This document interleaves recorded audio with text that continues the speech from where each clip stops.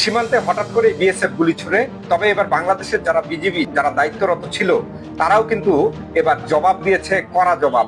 তারাও পাল্টা গুলি ছুড়েছে, এমন কিন্তু বলা হচ্ছে বিজিবির পক্ষ থেকে সংবাদ সম্মেলনের মাধ্যমে। আমরা বিভিন্ন গণমাধ্যমে দেখেছি যে সিলেট সীমান্তে এই ঘটনা ঘটে এবং সিলেট সীমান্তে বিএসএফ এর গুলি ছোড়ার পর পাল্টা ফায়ার করে বিজিবি। সেই ঘটনাটি নিয়ে বিভিন্ন গণমাধ্যমে সংবাদ প্রকাশ হয়। এই ঘটনাকে কেন্দ্র করে বাংলাদেশের বিজিবির পক্ষ থেকে সংবাদ সম্মেলন করা হয়।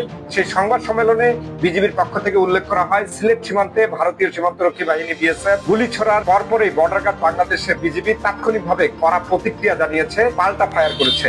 এটি সত্যিকার অর্থে একটি উচিত জবাব বলে মনে করছেন বাংলাদেশের মানুষ।